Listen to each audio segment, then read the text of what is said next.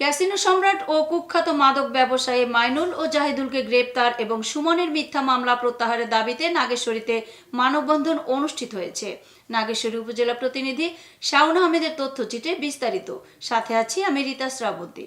বৃহস্পতিবার ৩ জুলাই সকাল 10টায় নাগেশ্বরী আলেপের তেপতি নাগেশ্বরী ভুরুঙ্গামারি মহাসড়কের স্থানীয় এলাকাবাসী মানববন্ধন করেন।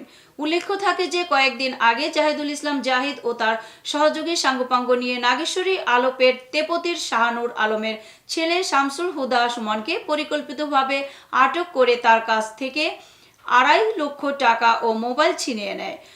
শামসুল হুদা সুমন বাধা দিতে গেলে তাকে কংক্রিট খুঁটির সাথে বেঁধে অমানসিকভাবে দেশীয় অস্ত্রশস্ত্র ও লাঠি সোঁটা দিয়ে মারপিট ও জখম করে।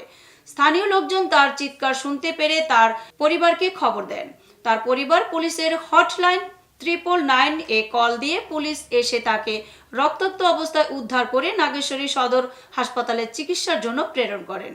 মানববন্ধনে শামসুল হুদা সুমনের পিতা বলেন, আমার ছেলের উপর অমানসিক নির্যাতন করা হয়েছে।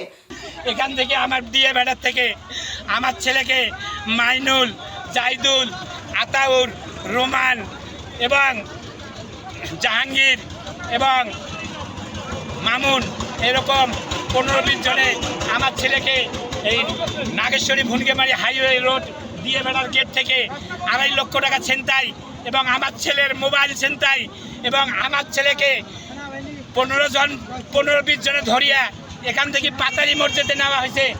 পাতারি মসজিদে আমার ছেলেকে কংক্রিটের সিঁড়ির সাথে বাঁধিয়া 1.5 ঘন্টা পিটিয়েছে।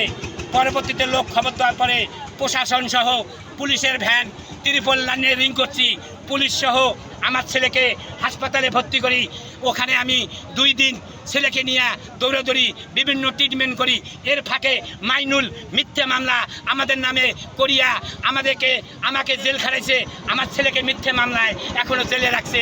আমার ছেলে অসুস্থ, সকল জনগণের কাছে দাবি আমার ছেলে মিথ্যে মামলায় কেন জেলে আছে। আপনারা সকলে আন্দোলন করে আমার ছেলেকে বাড়ি করেন এবং মিথ্যে মামলা ছাড়া করছে তাদেরকে আপনারা আইনের আশ্রয় দেওয়ার জন্য সকল প্রশাসনের কাছে আমার দাবি।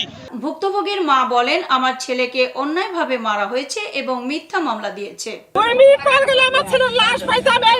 এ বিষয়ে সন্তোষপুর ইউনিয়নের 3 নম্বর ওয়ার্ডের মেম্বার সুজাউদ্দৌলা সুজা বলেন, এলাকাবাসী চাই, সমাজবাসী সব নষ্ট হয়ে যাচ্ছে, এলাকার তরুণেরা নষ্ট হয়ে যাচ্ছে। মাদকদের এত শক্তি, এত প্রভাব, আইনের সামনে তারা মাদকের ব্যবসা করে। আমরা অচিরে এর প্রতিবাদ জানাচ্ছি। কুখ্যাত মাদক ব্যবসায়ী মাইনুল ইসলামের অবৈধ অর্থের এত শক্তি যে আইনের সামনে প্রকাশ্যে মাদক ব্যবসা করে।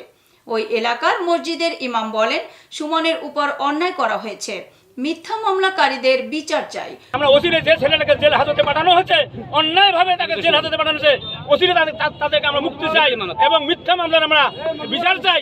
আর যারা এগুলো করতেছে তাদের আমরা উপযুক্ত বিচার দেখতে চাই। মানববন্ধনের সময় যানজটের সৃষ্টি হয়। যাত্রীরা ভোগান্তিতে পড়ে। মানববন্ধনকারীরা শেষে ইউএনও বরাবর স্মারকলিপি প্রদান করেন। এতক্ষণ সঙ্গে থাকার জন্য ধন্যবাদ। i1 টিভির নিয়মিত আপডেট পেতে ভিজিট করুন আমাদের ওয়েবসাইট, ফেসবুক, ইনস্টাগ্রাম ও ইউটিউব চ্যানেলে।